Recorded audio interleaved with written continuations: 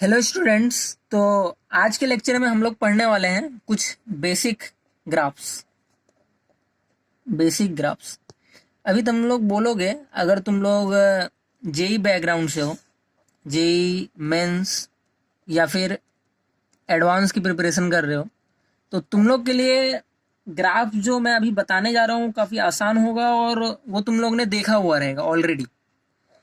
लेकिन जो NEET aspirants होते हैं, नीट या फिर एम्स के लिए तैयारी कर रहे होते हैं, तो उनका मैथमेटिकल बैकग्राउंड उतना अच्छा नहीं होता है। तो इसके लिए ये काफ़ी ज़रूरी है कि केमिस्ट्री में भी एक जो बहुत ही रिपीटेडली जो ग्राफ यूज होता है उसको हम लोग डिस्कस करें। तो केमिस्ट्री में कुछ ग्राफ जो है तुमको काफ़ी दिखेंगे, तुमको मैट्रिक्स मैच में काफ़ी सवाल आएंगे जो उस ग्राफ से रिलेटेड रहेंगे, वहाँ पे तुम फंस सकते हो। ऑल्दो तुम जेई की प्रिपरेशन कर रहे हो, ग्राफ से बहुत यूज टू हो, फिर भी क्वेश्चन में मैनिपुलेशन यूज करके वहां तक पहुंचना वो एक पॉइंट है जो बहुत जरूरी है। इसके लिए मैं यहाँ पे पहले कुछ ग्राफ डिस्कस करने वाला हूँ नॉर्मली, जो यूज आएगा जहां तक हम लोग को जरूरत पड़ेगा केमिस्ट्री लेवल पर। फिर मैं उसके बाद कुछ क्वेश्चंस डिस्कस करूंगा कि कैसे हम लोग को मैनिपुलेट करके, मोस्टली अगर तुम लोग बात करोगे तो गैसियस स्टेट, तो गैसियस स्टेट में और जो इक्वेशन होते हैं, गैसियस स्टेट हो गया, इसके क्वेश्चन जो भी अपने पीवी इक्वल्स टू एनआरटी है, इसको मैनिपुलेट करके मोस्टली ग्राफ्स पूछे जाते हैं। तो इस पे जो भी टफ क्वेश्चन ग्राफ पर पॉसिबल है वो सब मैं यहाँ पे डिस्कस करूंगा। तो फर्स्ट चीज है ग्राफ का, फर्स्ट पार्ट वो है, अगर ऐसा कुछ रहा x y equals to constant, अगर ऐसा कुछ कभी भी दिखा x y equals to constant, तो यहाँ पर एक बात ध्यान में रखना, कभी भी हम लोग केमिस्ट्री के रिस्पेक्ट में जब भी हम लोग डिस्कस करेंगे तो हम लोग ये एज्यूम करके चलेंगे कि एक्स और वाई पॉजिटिव है। क्या मतलब है इसका? अगर तुम लोग ने मैथ्स पढ़ा हुआ है तो तुम लोग को पता है x y equal to constant का ग्राफ होता है रेक्टेंगुलर हाइपरबोला। रेक्टेंगुलर हाइपरबोला इस साइड भी होता है और ये साइड, ठीक है, ये दो पार्ट वाइज ग्राफ होता है, ये एक्स एक्सिस और ये है वाई एक्सिस। तो इस तरफ भी ग्राफ है, इस तरफ भी होगा। केमिस्ट्री में तुम लोग को हमेशा इस साइड के ग्राफ का ही काम होगा, क्योंकि जो चीजें होती है, जो क्वांटिटी होती है, जैसे कि प्रेशर, अगर हम लोग डील कर रहे हैं केमिस्ट्री में तो क्या डील करें? Pressure, volume, number of moles, ठीक है, आर और टेम्परेचर।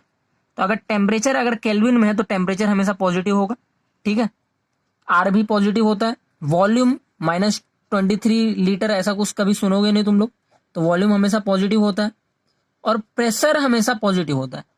तो कभी भी केमिस्ट्री में ग्राफ की अगर जरूरत पड़ेगी तो केमिस्ट्री में जो भी ग्राफ आएगा वो इसी प्लेन में रहेगा। जो भी रहेगा केमिस्ट्री या फिजिक्स, जनरली मेरे हिसाब से ज्यादातर तुम केमिस्ट्री में देखोगे, जो भी ग्राफ रहेगा वो फर्स्ट क्वाड्रेंट में ही रहेगा, ठीक है। तो केमिस्ट्री लेवल पे ग्राफ की जरूरत मुझे इस फर्स्ट क्वाड्रेंट में ही पड़ जाएगी, ठीक है। एक हो गया x y equal to constant.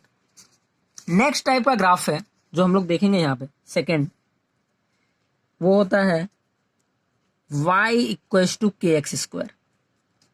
y equals to k x square, इसका नाम होता है पैराबोला। पैराबोला, ठीक है। कैसे पैराबोला होता है? अगर k की वैल्यू पॉजिटिव है, अगर k की वैल्यू पॉजिटिव है, मैं उसको एक्सप्लेन कर सकता हूँ काफी अच्छे से क्यों ग्राफ कैसे जाएगा, लेकिन वो प्योरली मैथमेटिकल पार्ट है, उसके डेप्थ में जाना यहाँ पर इंपॉर्टेंट नहीं है, इसके लिए मैं वो चीज डिस्कस नहीं कर रहा हूँ, ठीक है। तो के पॉजिटिव होगा, के पॉजिटिव होगा तो ग्राफ जो जाता है पैराबोला होता है अपवर्ड स्लोपिंग, ऐसा ओरिजिन से जाएगा और इस तरीके से ग्राफ रहेगा, ठीक है, ऐसा रहेगा y equals to k x square, अगर के पॉजिटिव रहा तो। अगेन अगर के नेगेटिव हुआ, के नेगेटिव हुआ तो ग्राफ जो रहेगा वो इस तरीके से बनेगा, ठीक है, इस तरीके से ऐसा ग्राफ बनेगा डाउनवर्ड। ये x है, ये y एक्सिस है, ये फर्स्ट क्वाड्रेंट है, ये सेकंड क्वाड्रेंट है, ये थर्ड क्वाड्रेंट है, ये फोर्थ क्वाड्रेंट है। तो इसको देखोगे तो ग्राफ जो आया हमारा थर्ड और फोर्थ क्वाड्रेंट में है, ठीक है। और अगर फर्स्ट केस को देखोगे तो फर्स्ट केस में जो ग्राफ आया वो हमारा फर्स्ट क्वाड्रेंट में है और सेकंड क्वाड्रेंट में, ठीक है, फर्स्ट और सेकंड क्वाड्रेंट में। मैं अगेन बोल रहा हूं केमिस्ट्री में हम लोग को मेनली फर्स्ट क्वाड्रेंट का ही जरूरत पड़ेगा। इतना मतलब अगर y equal to k x square chemistry में कभी दिखा तो हम लोग को यही इस तरीके का ही ग्राफ दिखेगा।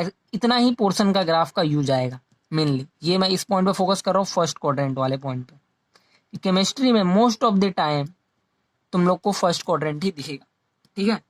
अगर जेई एडवांस में क्वेश्चन आया तो जेई एडवांस के लिए, जो जेई एडवांस के बच्चे हैं वो मैथमेटिक्स में ही काफी अच्छे तरीके से ग्राफ डील किए रहते हैं।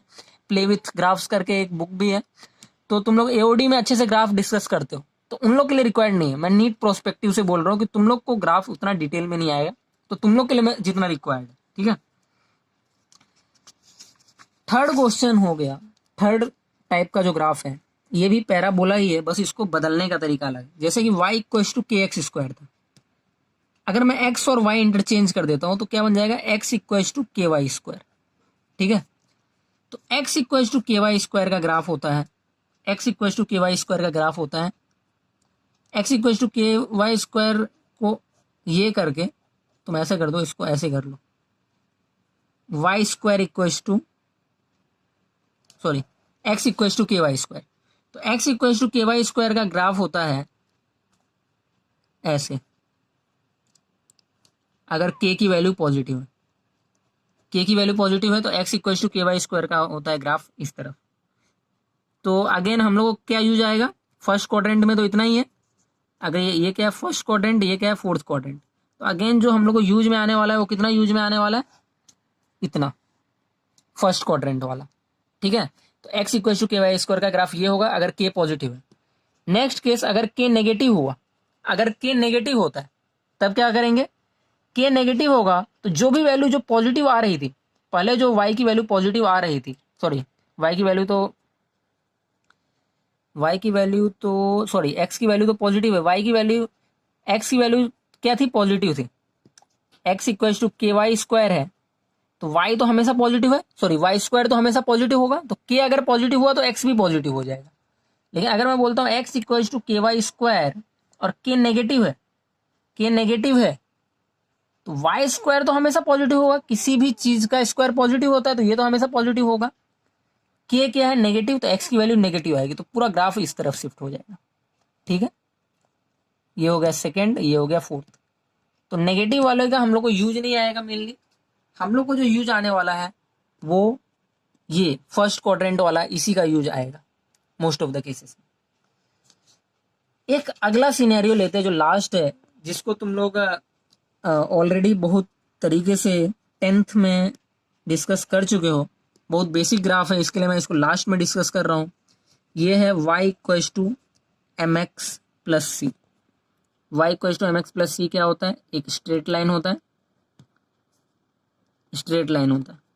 ठीक है, जिसमें m क्या होता है, स्लोप, और c क्या होता है, y इंटरसेप्ट।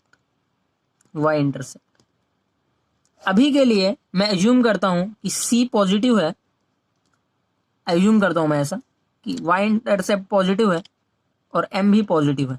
मैं अगर ऐसा एज्यूम करता हूं तो अगर c पॉजिटिव हुआ तो ये है y इंटरसेप्ट, तो ये जो लेंथ है ये c इधर आएगा। अगर ये y एक्सिस है, ये x एक्सिस है, तो सिंस y इंटरसेप्ट पॉजिटिव है तो ये लेंथ होगा ये c, क्योंकि ये पॉजिटिव है, यहाँ पे ओरिजिन है तो अब जाएंगे, ठीक है। सेकेंडली स्लोप भी पॉजिटिव है, तो इस तरफ जाऊंगा या इस तरफ जाऊंगा, दो पॉसिबिलिटी है ना, या तो मैं इस तरफ जाऊं, ठीक है, या तो मैं इस तरफ जाऊं। लेकिन सिंस स्लोप पॉजिटिव है, इस केस में θ1 ले लूं, इसको अगर मैं थीटा ले लूं, 2 ले लूं, तो tan θ2 क्या होगा, पॉजिटिव आएगा। एक्यूट एंगल है, यहाँ पे क्या है, एंगल ऑब्ट्यूस है, θ1 क्या है, tan θ1 क्या है, ऑब्ट्यूस एंगल है, तो ये नेगेटिव देगा, तो ये वाले को सिलेक्ट करेंगे। तो ग्राफ कैसा बनेगा, इसका डिटेल में कैसे ग्राफ बनाना है ये तुम लोग जो पढ़े हो 10th में देखेंगे, तो इस तरीके से ग्राफ रहेगा। ये c है क्योंकि c पॉजिटिव है, स्लोप भी पॉजिटिव है तो m पॉजिटिव, इसको ले लिया। एक और सिनेरियो है जिसको हम लोग देखेंगे, अगर c इक्वल टू जीरो